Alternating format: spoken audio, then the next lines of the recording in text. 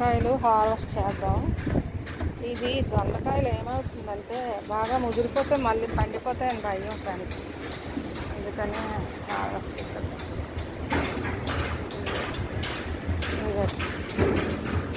కాయ